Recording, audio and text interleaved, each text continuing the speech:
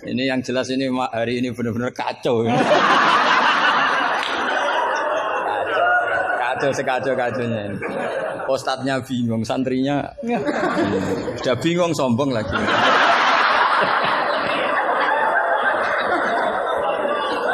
Yang boleh sombong tuh yang sudah ada bingung-bingung. Tapi agak apa-apa, saya maafkan ya. Memang itu satu-satunya cara dia untuk menang gitu. Ya. Saya jawab tadi yang dari Ustadz apa Asrar. Itu yang penuh misteri mana Asrar. Asrar itu maknanya kan banyak rahasia. Itu terjemahan bebasnya penuh misteri. Nggak tahu punya misteri apa tadi. Tadi tanya gimana yang tentang apa khilah sama apa? Sama nanya ulang, coba ulang. Apa? Begini ya, kitab Sajaratul Ma'arif tadi kutipan Anda tak luruskan. Itu tagnya di Sajaratul Ma'arif saya hafal. Judulnya itu la yutrakul haqqu li ahdil batil. Iya enggak? Itu mesti persis begitu. Yang kamu tadi pasti tidak persis itu. Saya ini hafal Quran, jadi ingatan saya normal.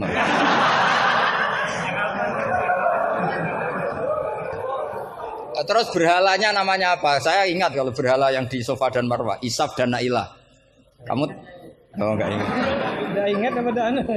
Gitu kok jadi guru.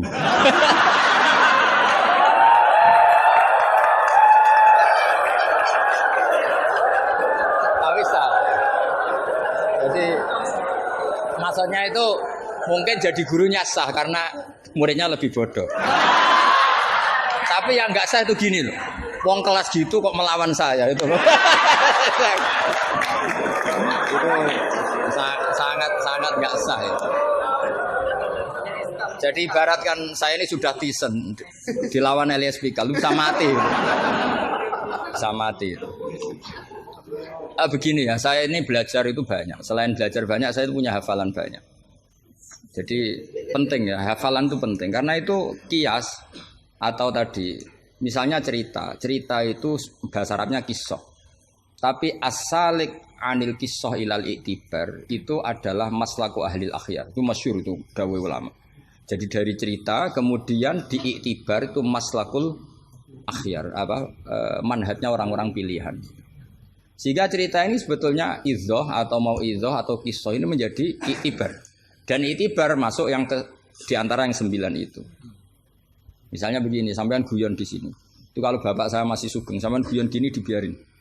Bapak itu pernah sama saya mau manggil santri. Kemudian di kangkang itu baru guyon, itu bapak balik. Kembali ke dalam nggak jadi manggil. Padahal mau manggil karena ada tamu disuruh melayani tamu. Kata bapak gini, Pak kenapa kembali? Santri itu fakir rada duit. Kok iso guyon itu barang mewah.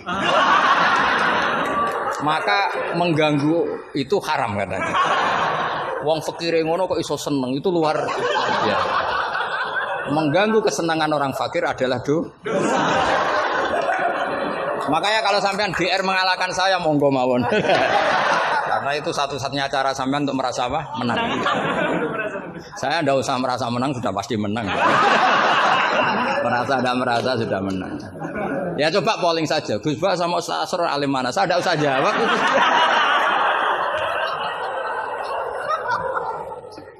Saya tidak usah jawab pasti menang saya. Bukan saya yang memenangkan, ya memang menang, memang.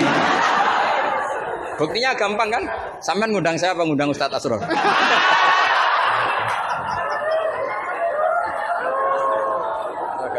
Jadi yang angkuh itu sampean bukan saya kan, bukan saya. Jadi iktibar itu maslaku ahli akhyar. Termasuk yang saya kagum dari kitab Sajaratul Ma'arif adalah ketika malam itu ada rapat, dengerin ya, malam itu ada rapat bahwa besok Musa harus ditangkap. Di antara yang rapat itu adalah ada rojulun sing yaktumu imanah yang disebut waqala rojulun min ali fir'aun apa yaktumu imanah. Karena dia ikut rapat, kemudian dia bocorkan ke Nabi Musa ya wajah min aqsal madinah seterusnya itu yang innal mal'a ya'tamiru nabika. Itu wajah rojulun min aqsal madinah apa? Yas'a. Qala ya Musa innal mal'a ya'tamiru nabika. Itu si rojul ini pagi-pagi mungkin bukan pagi ya, setelah rapat itu langsung bergegas nemui siapa? Nabi Musa, besok kamu akan ditangkap oleh tentara dan kamu akan dieksekusi.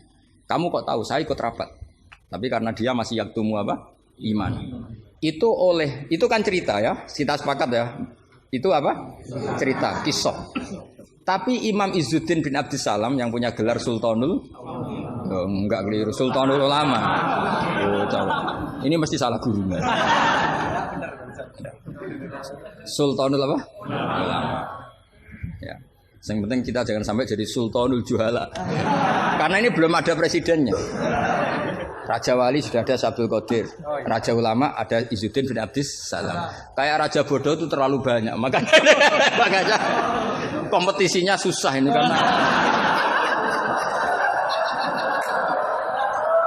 terlalu banyak yang jadi apa? Nah, ternyata oleh Izzuddin bin Abdissalam yang diambil contoh itu yas'anya. Maka di ayat itu beliau mengebabkan babul musaroah ila hifdzidima. Bab pentingnya bergegas untuk menyelamatkan mengalirnya darahnya seorang mukmin. Jadi yang dia simpulkan dari kata yas'a bahwa untuk menyelamatkan darah itu orang oleh sakobri, tidak boleh sesempatnya, tapi harus yas'a. Yas'a itu bergegas. Nah itu kan dari kisah menjadi istidlalun fiqhiyun, apa? Menjadi istidlalun fiqhiyun atau amrun fiqhiyun. Allah tidak mengatakan yamshi tapi yas'a. Karena pikirannya rojul tadi jangan sampai menangkapnya Mala'u Fir'aun mendahului larinya Musa. Maka di sini yas'a tidak dimaknani sebagai hanya cerita, tapi kesimpulan secara fikih bahwa untuk menyelamatkan darah itu harus yas'a, harus bergegas. Nah itu contoh. Jadi kalau sampean tanya Syajaratul Ma'arif itu ikut partai mana? Itu ikut partai Itibar. Dari 9 itu ikut partai apa? Itibar. Yang kemudian wakhud biyatika dikhtan. Khilah itu boleh asal dibolehkan Allah. Itu kan bukan Nabi Ayub yang ingin khilah, tapi Allah yang mengajarkan khilah. Nah kalau Allah yang mengajarkan itu menjadi halal berdasar kesalahan masing-masing. Sampean tahu nggak ceritanya Nabi Ayub sama istrinya? Apa setengah tahu? Apa? Oh setengah tahu. Nah, ini yang setengahnya tak tambahi lagi. Istrinya Nabi Ayub itu cantik sekali. Karena memang sunnahnya ulama itu memang punya istri cantik. Entah sunnah itu dengan arti kesunatan, entah takdir, tidak tahu. Jadi sampean enggak usah tanya, istri Gus Bak gimana? Ikut sunnah itu. Ikut sunnah. Karena nanti kasihan kalau dia istrinya jelek terus alumni dosowan istrinya cantik kan dia ngenes. Oh, kasihan itu ya. Yang cantik juga kasihan, nyiumi tangan orang yang lebih enggak cantik. Ceritanya sebenarnya gini ya. Dari kejauhan, ya saya ulang lagi dari kejauhan. Itu istrinya Ayub ini ngomong-ngomong sama lelaki ganteng. Padahal itu aslinya Jibril. Singkat cerita, si istri ini karena Ayub ini sudah diembargo masyarakatnya dengan cerita-cerita seperti itu. Pokoknya kita mempercayai versi itulah. Setidaknya mengikuti ulama yang mempercayai itu, diantaranya Syekh Nawawi. Bahwa memang Nabi Ayub diungsingkan masyarakatnya sampai kesulitan secara finansial, ekonomi dan ketahanan pangan. Terus istrinya itu kerja dapat uang.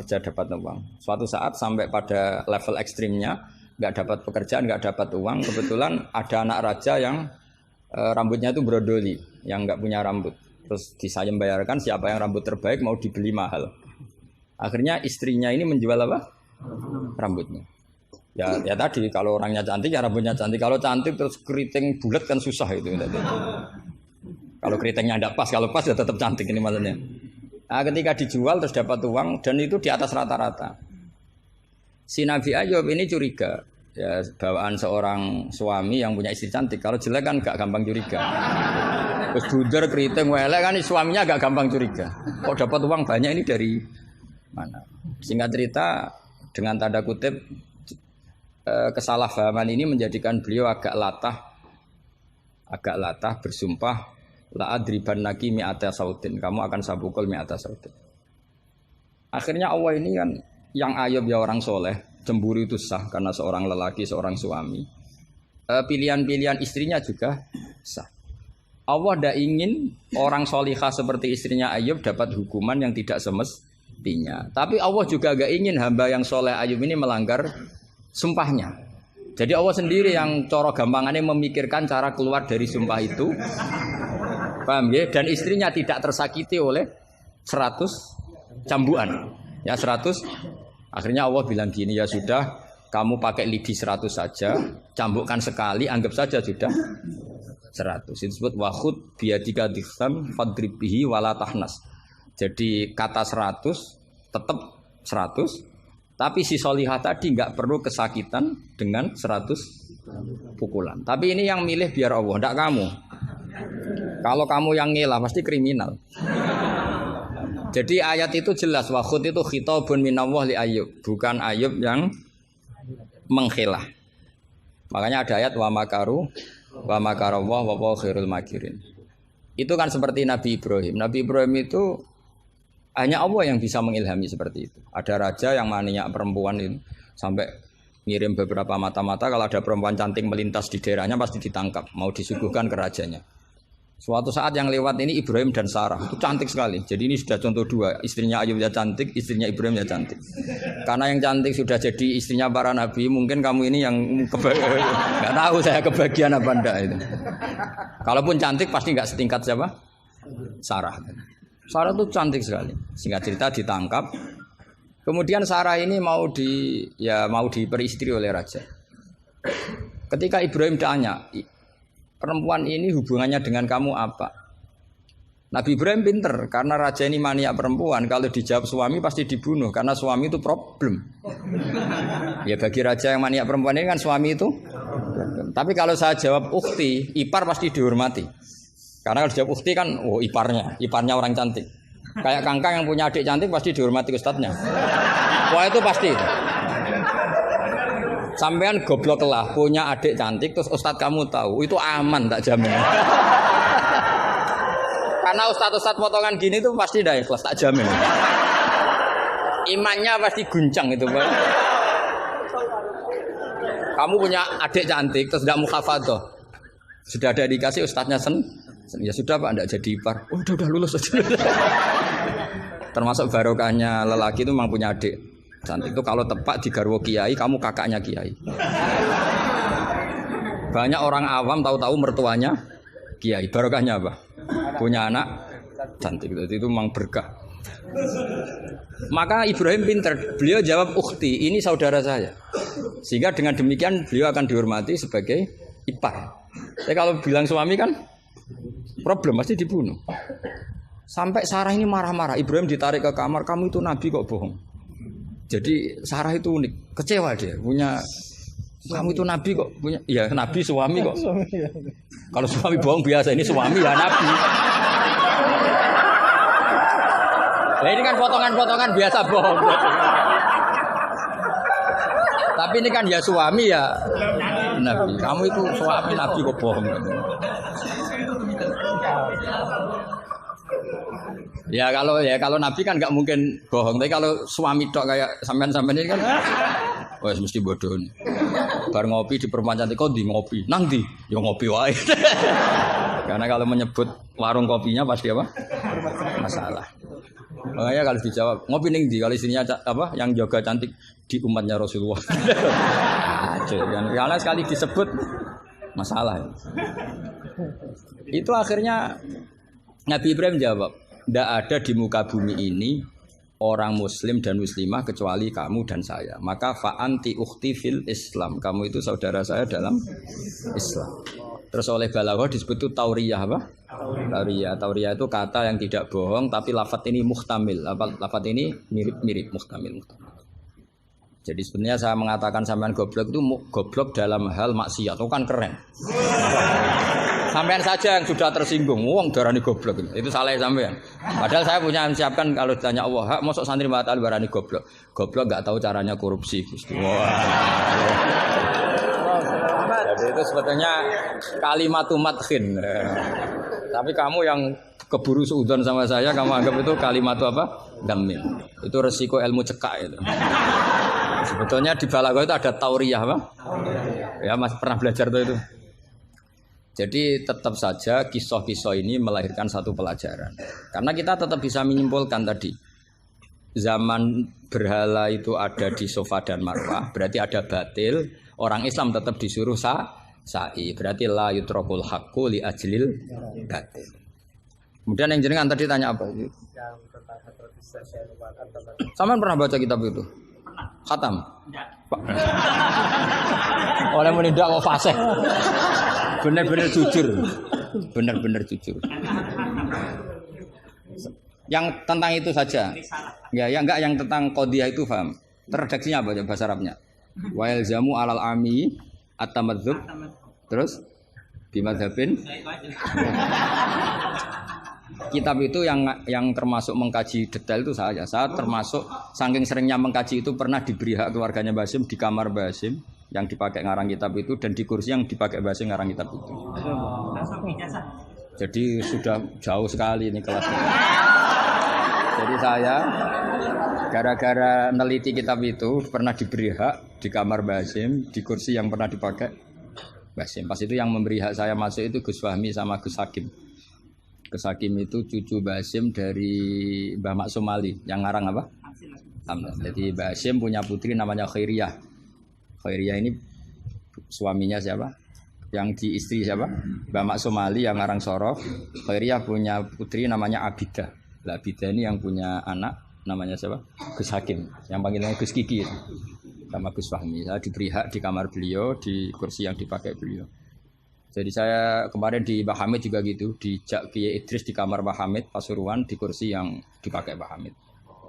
Karena kalau itu memang sebabnya nasab karena Mbah Hamid sepupu dengan mbah saya kan sama-sama dari Lasem, apa? Jadi kalau kamu belajar mengutip, saya ini tidak sekedar mengutip sampai wanak tubuh makodamu apa?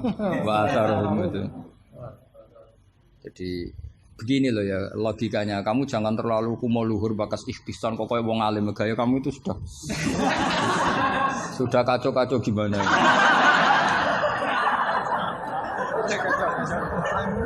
Kayak parah ya. Cerminan ajaran gurunya ini jadi kacau-kacau. Iya, jadi ini kamu itu korban pengajaran yang salah. Dan kamu bahasanya juga salah. Menurut NU, pegangan itu 4 itu tidak menurut NU, menurut ahli sunnah wal jamaah. Jadi begini ya, kias itu kan sebetulnya hanya bahasa saja. Sebetulnya ya istihsan juga kias. Sebenarnya kalau kita, karena ketika seseorang itu menomorsatukan Quran dan hadis, pasti istihsan ini juga tidak keluar dari Quran hadis. Ketika kamu katakan kias, itu juga tidak keluar dari Quran hadis. Maka pertanyaannya, menurut Dawud Al-Zahiri, sebetulnya kias itu ada apa enggak? Ya bisa saja enggak ada. Misalnya begini, sama tak beda aja ilmu yang paling gampang. Yang kamu pahami kias itu ada berapa? Awlawi, terus Musawi sama adna. Yang gampang-gampang saja, yang masih amatiran saja. Kalau di usul fikih istilahnya apa? Lahnal khitab, fakwal khitab. Ngono kok lali yo ya. Aku sing wis tokoh nasional ilingan. Harusnya lupa itu saya pantasnya karena sibuk. Harusnya yang pantas lupa itu saya karena sibuk. Kalau soal Surya memang saya tidak minta. Jadi itu anugerah sudah, anugerah khidmah. Saya juga sampai sekarang nggak merasa Surya biasa aja. Karena ya apa ya, kalau keluarga Quran itu beda. Saya ini kan dari keluarga Quran, bapak saya hafal, bapak saya hafal, sehingga apa ya bangganya itu sudah dengar ngitmai Quran. Jadi sampean hormatin ndak itu ndak ngefek sudah. Biasa munajat kenal Allah, kenal makhluk itu biasa.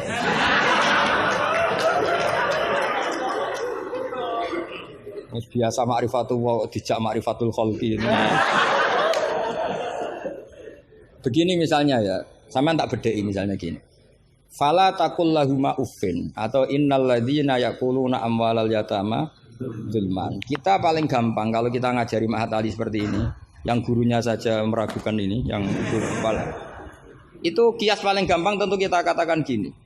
Allah mengharamkan memakan harta anak yatim. Ilatul hukumnya apa coba? Ifsad kan? Nah, kalau aklu itu haram karena ifsad, maka ikhraq lebih haram. Kalau ufin yang adnal iza, ya ufin muni janjuk pada orang tua atau hus. Ya. Kalau adnal iza paling ringan saja haram, apalagi nabok, apalagi menterlantarkan orang tua agak dikasih uang sampai utang-utang tonggo itu ya iza itu. Nah, itu terus kita lebih gampang kita katakan tuh kias apa? aulawi. Tapi itu gampangnya saja. Tapi butuh ulama itu hanya satu. Orang nggak boleh terjebak oleh teks. Kalau terjebak oleh teks seperti saya cerita setiap ngaji itu, di mana-mana saya cerita itu naifnya orang terjebak teks. Yaitu tadi misalnya ada santri yang dilaporkan oleh istrinya ke kiainya, Pak Yai, alumni Anda ini sering naboi saya. Nabok itu kan pakai tangan. Karena terus kiainya bilang gini, "Cong jogeman naboi istrimu." Suatu saat kalau mau idak pakai kaki, jadi nyadui. Akhirnya istrinya lapor lagi, "Pak Yai sekarang ganti model, tidak naboi tapi nyadui." Santrinya dipanggil lagi, "Loh kenapa kamu masih nyadui? Kan yang haram naboi Pak Yai. Kemarin yang Anda larang kan naboi, kalau nyadui kan belum dilarang.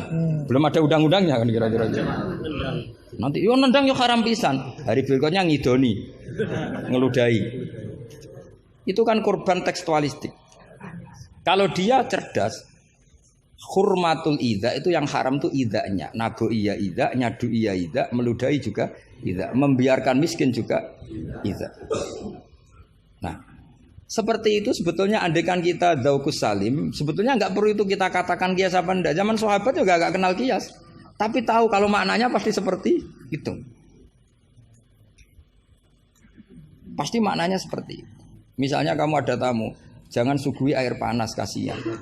Terus kamu suguhi adem tapi peceren. Sementing enggak air panas. Itu kan santri gila.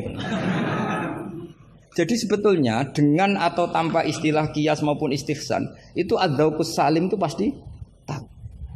Makanya termasuk kitab yang saya kagumi itu Syarah Imriti, Fathur Rabbil Bariyah, itu kitab kecil yang nyarai apa? Imriti atau Marioto itu kalau yang kalau baca Imriti tidak bisa ya Pak? Marioto itu. Itu di situ diterangkan fama fatahum illa mujarradul istilah. Jadi kalau kamu tanya kenapa sahabat tidak belajar nahwu, tidak belajar i'lal, tapi mereka punya salikoh, punya tobiah yang menjadikan mereka ya kalau ngendikan ya doroba zaidun amron atau marortu bi zaidin. Tapi mereka kalau kamu tes, misalnya Abu Bakar mbok tes, zaidun jenenge apa? Doroba zaidun amron, terus amron jenenge apa? Ya ora iso pinter sampean mesti. Sampean pinter zaidun fa'ilun marfu'un wa alamatu rafi'i dhammatun dhahiratun qali annahu ismul mufrad amron maf'ulun bih mansubun wa alatun. Mesti ra iso, mesti pinter sampean. Tapi sampean mesti ditertawain Abu Bakar. Karena ditertawanya gini. Kang, pelaku pemukul siapa? Zaidun. Berarti Zaidun jadi apa? Fa'il. Ya wis suwi agar subjek bahasa Arabe ya fa'il. Sing dipukul sapa? Amron. Jenenge apa? Maf'ul. Lah iya angger objek jenenge ya madrub, jenenge ngono kok butuh jeneng bocah kok goblok. Mesti gitu kira-kira. Jadi sebetulnya ketika kita punya istilah yo ono naife dhewe. Wong karuan pelaku yo bahasa Arabe mesti fa'il. Wong karuan objek yo jenenge maf'ul. Lah Anda masih bangga dengan istilah itu. Loh iya kan agama ini kan mengajarkan kebaikan. Tentu sesuatu yang kebaikan itu dianggap agama. Makanya Abu Hanifah membolehkan istihsan. Nah karena beliau itu orang soleh pasti pegangannya Quran dan hadis. Artinya istihsan yang tidak keluar dari Quran. Ya sama kita bahasakan itu qiyas, mereka bahasakan enggak ada masalah. Dan zaman sahabat nyuwun sewu enggak tahu istilah itu semua, memang enggak perlu tahu karena masih punya dzauqus salim. Makanya sahabat itu pinter sekali kan, tapi enggak perlu kamu tes. Karena kalau kamu tes juga buyur. Mbah Abu Bakar, ya Abu Bakar tak takoki doroba zaitun amron, mana yang fa'il? Mesti guyu. Wong karuan sing mukul Zaid ya fa'ile ku. Zaid. Maknane fa'il itu pelaku. Amron maf'ul bi. Mesti angger korban objek jenenge amron.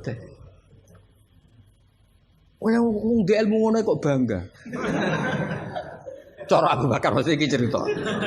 Makanya disangkan fama fatahum illa mujarradul istilah. Sahabat itu hanya enggak tahu istilahnya tapi membacanya sudah benar. Nah kenapa enggak tahu? Memang enggak ingin tahu, gitu saja kok perlu tahu. Loh kok udah tahu ya? Coba lam itu namanya apa? Jazim. Berarti yadrib namanya madzum. Terus Abu Bakar mbok warani yadribu, kenal lam menjadi lam yadrib. Lam jazim, yadrib madzum. Yo wis suwe le jong-jong angger amile. Inna Zaidan qaimun, inna amil Zaidan makmur. Mesti yo Abu Bakar suku ya. Jong-jong ra ilmu ngono kok seneng merakaruan.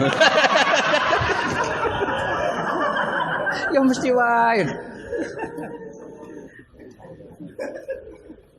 Itu kan makanya dulu bahasa Arab dulu itu tidak ada kata zaujah. Kata zaujah itu bid'ah gitu.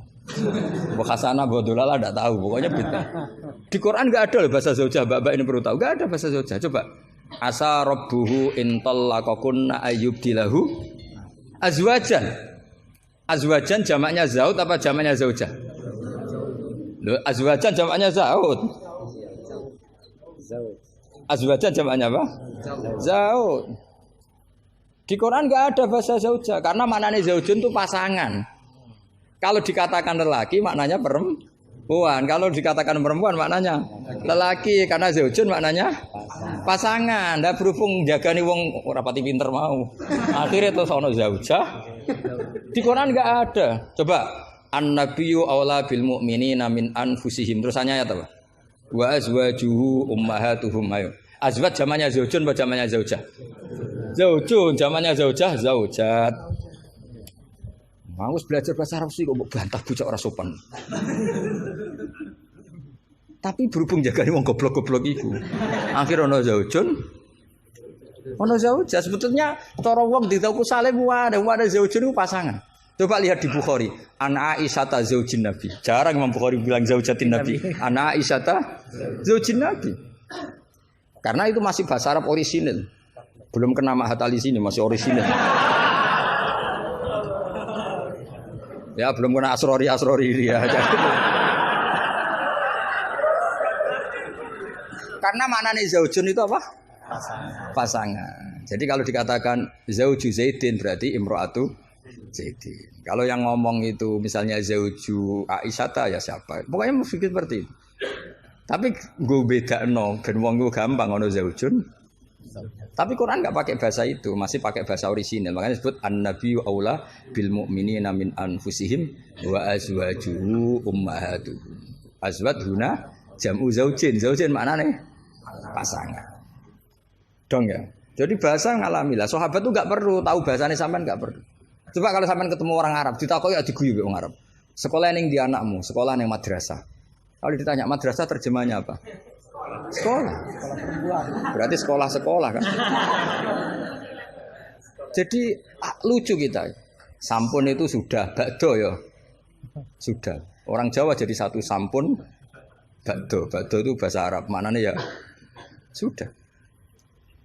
Nah, sahabat tuh tahu betul apa karena punya zaukus salah. Sehingga pernah juga ini cerita kedua dan ini terakhir, nggak boleh tanya lagi. Ketika ada seorang khotib menceritakan Allah ngendikan, "Fa rabbis samai wal ardi innahu lahaqqum misama annakum tantikun." Itu ada orang Arabi ngaco. Man dzalladzi akhdabal jalil hatta alja'u ilal yamin. Ayo hafalkan Pak Asrori ben latihan hafalan apa? Man dzalladzi akhdabal jalil hatta alja'u ilal yamin. Pak Khotib, saya mau tanya, siapa yang bikin Allah murka sampai Allah dipaksa sumpah? Karena orang kalau sampai sumpah itu artinya nganggep mukhatabnya tidak percaya. Makanya di balaghah ada urutannya. Kalam itu kalau nggak ada pengingkaran nggak usah pakai taukid. Kalau ada pengingkaran pakai taukid. Kalau pengingkarannya banget pakai qasam. Termasuk pakai apa? Artinya gini, kalau Allah sudah sumpah pasti indikasi Allah sedang duka. Karena qasam hanya untuk mukhatab yang tidak percaya. Makanya ketika ada khotib baca fawarabbis samai wal ardi innahu lahaqqum misama annakum tantikun. Langsung Arabi tadi tanya man dzalladzi akhdubal jalil. Itu siapa Pak khotib yang bikin Allah marah sampai Allah harus sumpah. Ini namanya adzaukus. Tapi enggak usah kamu tes. Itu namanya apa? Faidatul khitab wa lazimul faidah. Faidah apa lazimul? Ya enggak bisa kalau zaman dulu ya enggak ada istilah itu. Istilah itu kita bikin. Jika mukhatab khaliyadhini begini, kalau agak enggak percaya terus kamu sok pinter. Jika mukhatab ingkar maka gini. Ya memang bahasa Arabnya enggak percaya kok ingkar dul ngene kok ora roh. Tapi kamu anggap bahasa Arab itu luar biasa. Ya kan normal kan sebetulnya itu normal. Dong ya sudah ya. Ya sudah. Ya sekira mohon maaf ya muga-muga kula ya disepuro pangeran. Tapi yang jelas itu lebih salah sampean. Yang seneng kiai kok ngatur apa? Gus Ba harus datang tanggal ini jam ini. Cek keren nih ngatur. Ya, saya kira demikian. Assalamualaikum warahmatullahi wabarakatuh.